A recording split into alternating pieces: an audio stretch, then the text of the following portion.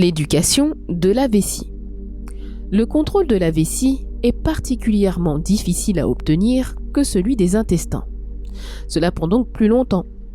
Il y a plusieurs raisons à cela. D'abord, les sensations physiques signalant à un enfant qu'il a besoin d'uriner sont moins nettes que la sensation d'un mouvement intestinal. Deuxièmement, chez l'enfant et du moins au début, le fait d'uriner est un réflexe automatique que déclenche la tension de la vessie. Au contraire, lorsque les fecs se sont formés à la suite du travail intestinal, la défection requiert simplement un acte d'expulsion. Autrement dit, il est plus difficile pour l'enfant de se contrôler pour faire quelque chose que pour empêcher que quelque chose ne se produise. Le contrôle de la vessie présente deux aspects, le contrôle éveillé et celui du sommeil. Le contrôle éveillé vient généralement en premier. Le docteur Gesell a remarqué qu'il se faisait en 3 étapes. D'abord, l'enfant prend conscience qu'il s'est mouillé. Puis, il comprend qu'il est en train de se mouiller et peut le dire. Plus tard encore, il commence à anticiper et à penser qu'il va se mouiller. Avant de commencer effectivement l'apprentissage de votre enfant, vous pouvez l'aider à exprimer ces étapes par des mots. Lorsque vous le changez, vous pouvez lui dire « Pierre est mouillé, regarde ». Si vous avez un enfant plus âgé, vous pouvez faire appel à l'imitation pour entraîner le plus jeune. Laissez le plus jeune regarder son frère uriner et dire « Paul fait pipi maintenant, regarde ». Le père peut être d'une grande aide quand il s'agit d'un garçon, en laissant l'enfant le regarder uriner debout. Si ces suggestions vous mettent mal à l'aise, n'essayez pas l'imitation comme méthode. Quand vous serez prête à commencer à éduquer vraiment votre enfant à contrôler sa vessie, vous pourrez vous fier aux signes biologiques prouvant qu'il a besoin d'uriner, à savoir une vessie pleine. Mettez-le en slip et dites-lui qu'il est grand et qu'il peut faire pipi dans son pot. Si c'est un garçon, il se peut qu'il veuille uriner dans les WC comme papa. Dans ce cas, tout ce dont vous avez besoin est une petite marche sur laquelle il puisse monter afin de pouvoir uriner debout. Certains livres traitant de l'éducation des garçons et des filles donnent l'impression que garçons et filles urinent d'abord assis. Ce n'est pas du tout naturel pour un petit garçon. Et c'est dû très souvent au fait que c'est la mère qui éduque l'enfant.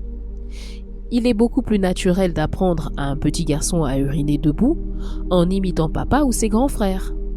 Si votre petite fille veut uriner debout, laissez-la faire jusqu'à ce qu'elle comprenne que ça ne marche pas très bien pour elle. Il vous faudra apprendre à votre enfant un mot simple, à son niveau, pour désigner ses fonctions biologiques. Pipi est facile à dire pour un enfant. Il semble que ce soit l'expression la plus répandue. Uriner présente des difficultés sémantiques. Le mot adulte uriner est trop difficile à prononcer pour un enfant. Mouiller est un mot simple également. Quoi que vous fassiez, évitez les circonlocutions que certains parents utilisent à cause d'une trop grande pudibonderie.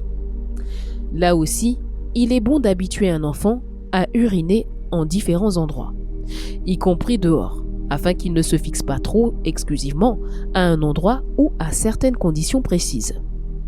Le contrôle du fonctionnement de la vessie pendant la période nocturne suivra un progrès lent, avec des périodes d'hésitation avant de se stabiliser définitivement. Ne comptez au début que sur des progrès lents. Récompensez l'enfant en le félicitant de ses succès et passez discrètement sur les accidents. Même quand l'enfant a acquis un bon contrôle général des fonctions urinaires, il aura encore des défaillances occasionnelles lorsqu'il sera absorbé par le jeu ou en cas de grande fatigue. Le contrôle nocturne de la vessie ne peut être atteint que lorsque 2 conditions sont remplies. Tout d'abord, l'enfant doit pouvoir contrôler la fonction pendant la journée. Ensuite, il doit pouvoir garder ses sphincters fermés sans se réveiller. Bien entendu, le contrôle nocturne sera plus difficile à acquérir que le contrôle de jour. Plus long aussi. Que devez-vous faire, vous parents, pour favoriser le contrôle de la nuit? Rien, absolument rien. Le développement naturel de la vessie et d'autre part le fait que l'enfant a appris en contrôlant sa vessie dans la journée que l'urine doit aller dans la cuvette des WC apportera tôt ou tard la solution au problème. Quand votre enfant se réveille au milieu de la nuit, Le lit mouillé, contentez-vous de changer les draps sans insister. Dites seulement « La prochaine fois, tu resteras sec toute la nuit ». Ou bien « Peut-être que la prochaine fois, tu te réveilleras à temps pour aller au WC ». Un enfant qu'on a entraîné au contrôle de ses intestins et pendant la journée de sa vessie, en suivant les méthodes décrites dans ce livre, et que sa mère a habitué à être propre d'une manière détendue et comme sans y penser, ne doit pas avoir de problème pour parvenir au contrôle nocturne à un âge normal. Les difficultés du contrôle nocturne se présenteront chez l'enfant qu'on aura déjà contraint pour acquérir le contrôle de la journée et qui s'en fait tout un monde. Cet enfant-là sera plus long à acquérir le contrôle de nuit. Ou alors, il peut être irrité parce qu'on fait pression sur lui. Il se défoulera inconsciemment de cette animosité contre ses parents en mouillant son lit la nuit. Parce qu'il peut alors faire celui qui ne sait pas. Il faut absolument que les parents admettent que l'enfant ne mouille pas son lit délibérément. Après tout, il dort quand cela se produit. Il ne faut jamais punir un enfant qui fait pipi au lit. Quelques cas de défaillance nocturne, très peu nombreux, ont des causes physiques. Ces cas sont clairs parce qu'il y a d'autres symptômes comme l'inaptitude à se contrôler pendant le jour, ce qui permet aux médecins de déceler les anomalies. Mais dans la plus grande majorité des cas, l'enfant mouille son lit à cause des tensions psychologiques qu'il subit. Si l'enfant mouille encore son lit après 5 ans, les parents doivent surtout s'abstenir d'essayer les différents remèdes de bonne femme que la plupart tentent cependant, malheureusement et sans succès. Face à ce problème, les parents font les choses les plus étranges. Si votre enfant mouille son lit après 5 ans, consultez un spécialiste plutôt que d'essayer de trouver la solution vous-même. Vous pouvez montrer à un enfant le chemin des WC, mais vous ne pouvez pas l'y faire aller avant qu'il n'y soit prêt. Supposons qu'il ne le soit pas encore. Supposons qu'après une dizaine de jours, vos efforts pour le rendre propre soient absolument vains. Concluez-en donc que votre enfant n'est pas encore prêt pour cet entraînement. Revenez-en aux couches et attendez quelques mois avant votre prochain essai. Nous avons commencé avec notre fils aîné quand il avait environ 2 ans. Après 1 semaine, il fut évident qu'il n'avait aucune envie d'apprendre à être propre à ce moment-là.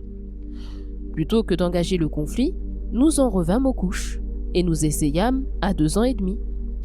Même résultat, il n'était pas prêt.